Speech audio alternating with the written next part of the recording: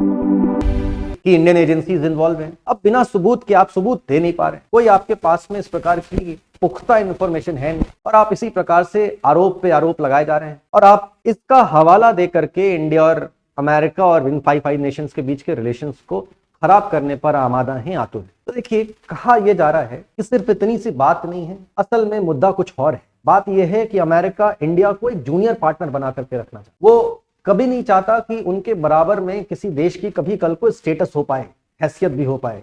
USSR जब grow कर रहा था, उन्होंने अपनी पूरी ताकत झोंक दी यूएसएसआर को गिराने के लिए। आज चाइना जब ग्रो किया तो चाइना को गिराने की उन्होंने पूरी ताकत झोंकी हुई है। ऐसा ही कुछ इंडिया के साथ भी आगे चल करके हो सकता है, उसकी तैयारी वो अभी से कर करके रखते हैं। आप देखिए, उन्होंने इंडिया के साथ में रिलेशंस बनाने की बात तो की, लेकिन वो इंडिया के कश्मीर को लेकर में क्या रिपोर्ट पब्लिश करते हैं अपने यहाँ पर कि कश्मीर में माइनॉरिटीज के साथ में एक्सप्लॉयटेशन हो रहा है। इंडिया के माइनॉरिटीज के स्टेटस के ऊपर में एक झूठी रिपोर्ट पब्लिश करते हैं।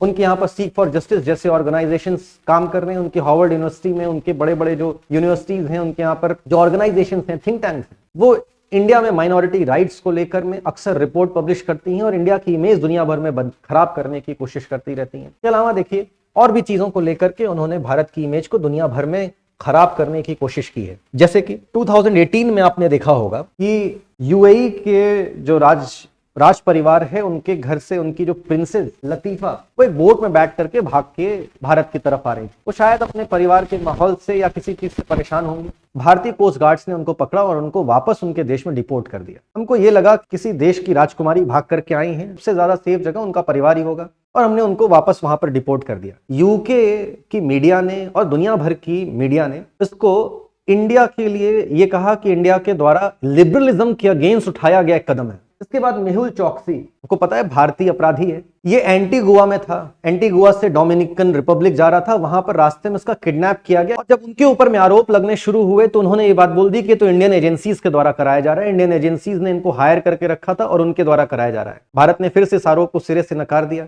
अभी जब हाल फिलहाल कतर में इंडियन ऑफिसर्स के ऊपर में कन्विक्शन चार्ज कर दिया गया, तभी भी इंटरनेशनल इमेज इस तरह की बनाई गई कि भारत इस प्रकार की स्पाइनेज एक्टिविटी करता रहता है। अभी हाल फिलहाल अब ये इत्तेफाक है कि क्या है, ऐसे लोग जो कि इंडिया के अगेंस्ट षड्यंत्र रचते हैं, उनकी एक एक करके हत्या हुई कई जगहों पर, चाहे वो पाकिस्तानी टेररिस्ट हो, चाहे वो खालिस्तानी टेररिस्ट हो। उनकी पाकिस्तान के अंदर में और कनाडा के अंदर में हत्याएं हुई। कहा गया इंडियन सीक्रेट एजेंसीज इसमें इन्वॉल्व है। देखिए, ऑब्वियसली एक चीज होती है, कहा जाता है कि स्पाइनेज और जो सीक्रेट एजेंसीज हैं, इनकी जो दुनिया होती है, इनकी दुनिया में आप कोई भी एक्टिविटी करिए तब जायज है, तब तक जब तक कि आप पकड़े ना जाए। In the shadowing world of espionage, intelligence and covert operations, the only rule is to never get caught carrying out a mission. तो भारत आज तक एक बार भी कोई इसमें पकड़ा नहीं गया है। आप आरोप लगा रहे, लगाते रहिए। इन सभी कारणों से आप देखेंगे कि रिलेशंस में तल्खियां आ रही हैं। देखिए, एक और बात है कि यहाँ पर हम लोग ऐसे ही छोड़ नहीं सकते कि इंडिया के अमेरिका के साथ में रिलेशंस खराब हो रहे हैं कि हम लोग कह दें कि हाँ ठीक है, खराब हो रहे हैं तो हो। देखिए, अमेरिका की जरूरत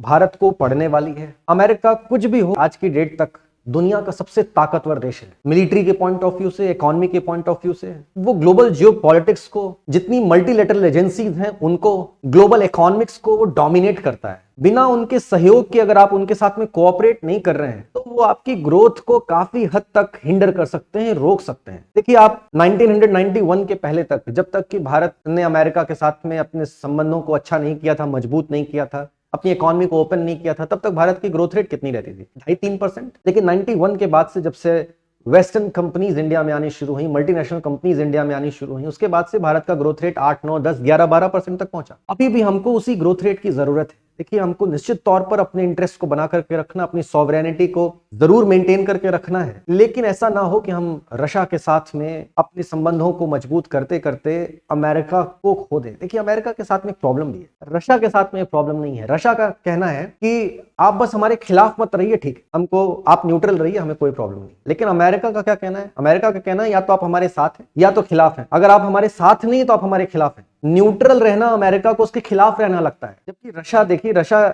इसी मामले में ठीक है। भारत और रशिया के बीच के संबंधों का यही कारण है कि भारत जब अपने आप को न्यूट्रल बोलता है तो रशिया को उससे कोई प्रॉब्लम नहीं होती, लेकिन अमेरिका को प्रॉब्लम होनी शुरू हो जाती है। खैर, तो यहां पर हमको अमेरिका को कैसे भी कर करके बैलेंस करना पड़ेगा, क्योंकि अगर अमेरिका ने इस समय, जबकि इंडिया को अभी ग्रो करने की जरूरत है, अभी हम सपना देख रहे हैं कि 2043 तक, अपनी आजादी के 100 वर्ष पूरे होने तक हम $30 ट्रिलियन की इकोनॉमी बन जाएंगे। हम 2075 तक दुनिया की दूसरी सबसे बड़ी इकॉनमी और 2021 मतलब 2100 तक ये सदी बीतते बीतते हम दुनिया की पहली सबसे बड़ी इकॉनमी बनना चाहते हैं, तो हमको आवश्यकता है पीसफुल ग्रोथ की, विदाउट हिंड्रेंस ग्रोथ की। अमेरिका के साथ में अगर इस प्रकार से रिश्तों में तल्खियां आएंगी तो उससे हमारे जो ग्रोथ रेट है वो स्लो हो सकती है। अभी हमको इसकी कोई आवश्यकता नहीं है, इस प्रकार के रिस्क लेने की हम ये अफोर्ड नहीं कर सकते, इसलिए हमको बैलेंस करने की आवश्यकता है। देखिए हाल फिलहाल ये जो रशिया का इशू हो, रशिया यूक्रेन, चाहे वो इजराइल का इशू हो, इन दोनों ही जगहों पर भारत का न्यूट्रल स्टैंड ये अमेरिका की आंखों में खटक रहा है। अब देखिए तो ये सब जो कुछ चल रहा है इसका हम लोग सोल्यूशन क्या निकालें। सोल्यूशन की अगर बात करें तो 2 ही 3 सोल्यूशंस हो सकते हैं हमारे सामने। सबसे पहला ये कि जो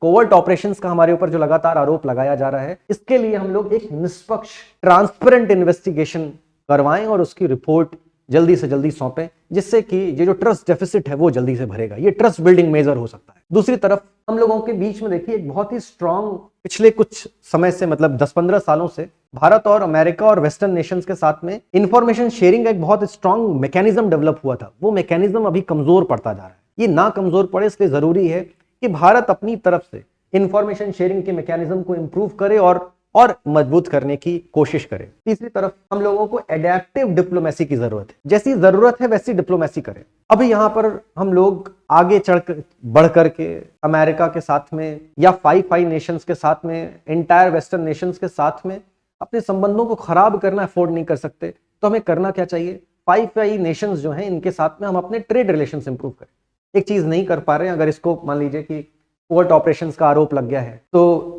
स्ट्रैटेजिक टाइज हो सकता है कहीं कमजोर पड़ रहे हैं, इसको भरपाई की जा सकती है, कॉम्पनसेट किया जा सकता है ट्रेड टाइज से। हम अपने ट्रेड रिलेशंस इंप्रूव करें। अभी कनाडा के साथ में भारत एक ट्रेड टॉक कर रहा था जो जिसके ऊपर में प्रोसेस में अभी आजकल बाधा लगी हुई है, वो प्रोसेस रुका हुआ है। तो ब्रिटेन के साथ में, यूके के साथ में भी इसी प्रकार का एक ट्रेड डील की बात चल रही है। उस ट्रेड डील को हम लोग जल्दी से जल्दी पूरा करें। ऑस्ट्रेलिया के साथ में ट्रेड डील कर सकते हैं हम लोग। अमेरिका के साथ में जो हमारी ट्रेड रिलेशंस हैं उनको और इंप्रूव कर सकते हैं।